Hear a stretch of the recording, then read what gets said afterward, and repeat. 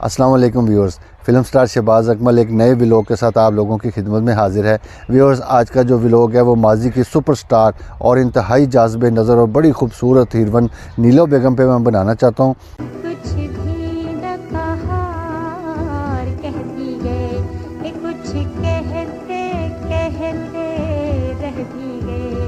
नीलो बेगम का एक ज़िंदगी का बहुत बड़ा वाक़या है जो मैं आपसे शेयर करना चाहता था, तो लिहाजा मैंने उन पे आज व्लॉग बनाया है और उस वाक़े पे फिर बाद में फ़िल्म भी बनी और सुपर हिट हुई और उनकी ज़िंदगी में क्या कुछ ऐसा हुआ कि वो मैं सारा कुछ आपके इस खिदमत में आज पेश करूँगा।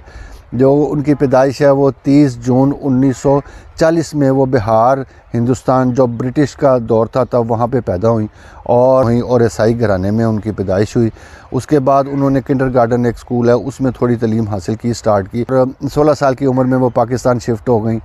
फ़िल्मों में काम करने का उनको बहुत शौक़ था।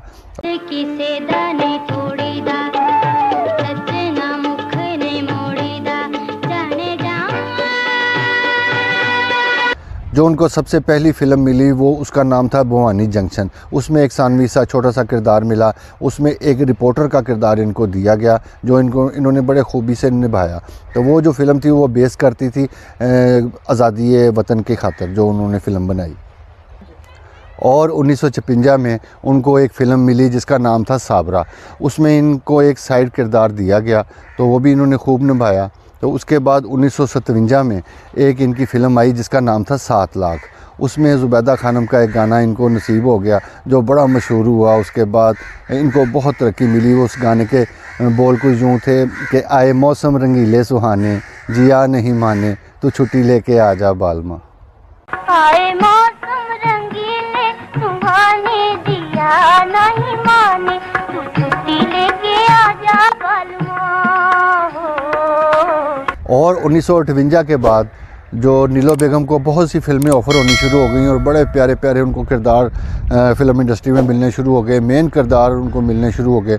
उस वक़्त फिर मेरे वाले साहब अकमल खान साहब का भी दौर था तो उनके साथ भी उन्होंने फ़िल्में की। मुख तेरा देखे जरूर तोड़ दिया, जिमें मैं तेरे मिले संदूर तोड़ दिया। की सैती फ़िल्म की और भी मेरा माही फ़िल्म की और भी बहुत सी ऐसी फ़िल्में जो कि दूसरे अदाकारों के साथ भी उन्होंने बड़ा बड़ा प्यारा काम किया। वो मैं सारी फ़िल्मों का हवाला आपकी खिदमत में पेश करूंगा। और 1965 में उन्होंने जो हमारे बड़े प्यारे जो डायरेक्टर थे रियाज शाही साहब, उनके साथ उन्होंने शादी की और फिर इस्लाम कबूल किया और अपना नाम जो था वो आबदा रियाज के नाम से उनको फिर पुकारा जाता था।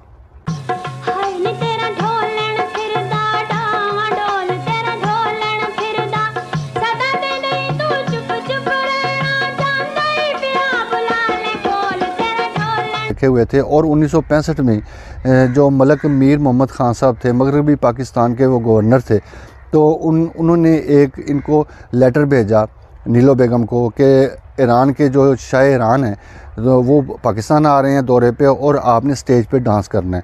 तो उन्होंने नीलो बेगम ने अपनी ज़ाती वजूहात की बिना पर उन्होंने एक्सक्यूज़ कर लिया। उन्होंने कहा कि भी मैं तो नहीं ये काम कर सकती और नहीं, मुझे टाइम नहीं है मेरे पास। तो उन्होंने इस बात का बड़ा बुरा मनाया। उसके बाद उनको बहुत सी धमकियां भी दी गईं और एक दफ़ा का वाक़या कि वो गवर्नर हाउस के पास से जा रही थी तो कुछ लोगों ने जो सरकारी सतह पे लोग थे उन्होंने उनके साथ काफ़ी छेड़खानी की और बड़ा उनको तंग किया और बड़ी बदतमीज़ी की।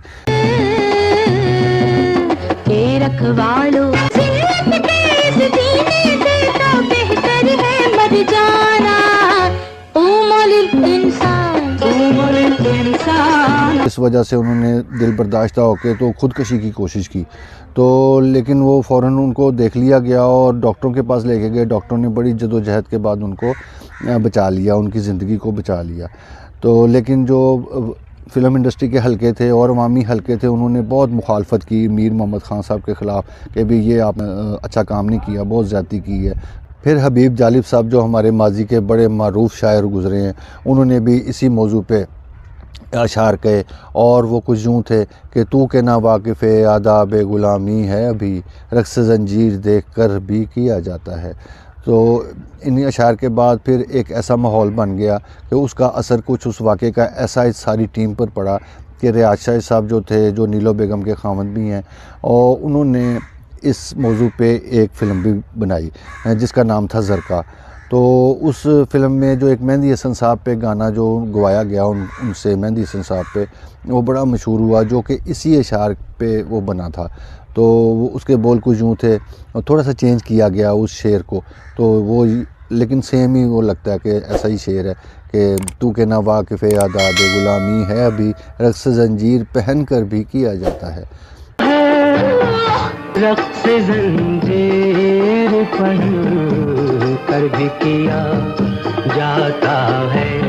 में फिर ये गाना भी फिल्माया गया, नीलो बेगम को ही इसी में लिया गया। लिहाजा जब ये फ़िल्म मंजर आम पर आई और इतनी सुपर हिट हुई कि पाकिस्तान फिल्म इंडस्ट्री में उर्दू फिल्मों में आप समझ लें कि सबसे ज़्यादा जो बिज़नेस किया वो ज़रका फ़िल्म ने किया, और वो क्योंकि वो उस वाक़े पे भी मुनस्सर थी और फ़िल्म भी बहुत प्यारी थी। वो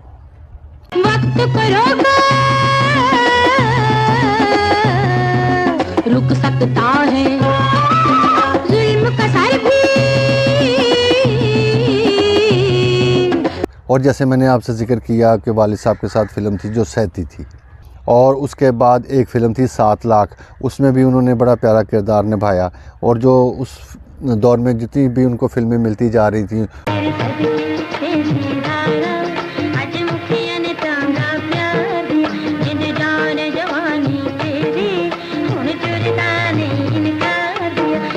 बाद फिर एक फ़िल्म आई कोयल में भी उन्होंने बड़ा प्यारा काम किया। उसके बाद बदनाम फ़िल्म आई, फिर एक फ़िल्म आ गई ज़रका के बाद फिर सुल्ताना डाकू एक फ़िल्म थी, तो उसमें भी उन्होंने काम किया। और भी बहुत सी फ़िल्में हैं, घूंघट भी थी और बुलंदी फ़िल्म थी, मौज मेला एक फ़िल्म थी।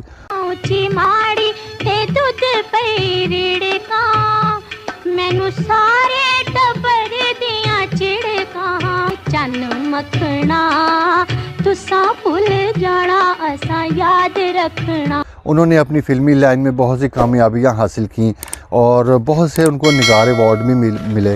तो जिसमें ये अमन जो फ़िल्म थी उसमें भी उनको अवार्ड मिला, और ज़रका फ़िल्म में भी उनको अवार्ड मिला, और फिर कोयल फ़िल्म में भी उनको निगार अवार्ड मिला।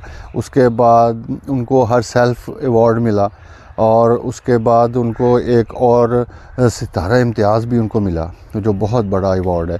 तो व्यूअर्स, इतनी कामयाबियां समेटने के बाद बड़ी प्यारी ज़िंदगी उन्होंने गुजारी, अपनी औलाद की खुशियां भी देखी, अपने खावंद के साथ भी टाइम स्पेंड किया, और फिल्म इंडस्ट्री पे भी सारी ज़िंदगी राज किया, और बहुत सी स्ट्रगल की अपने खावंद के मरने के बाद भी। अपने जब बच्चों को पालने का वक्त था वो बड़ी तरीके से अपना जो टाइम गुजारा।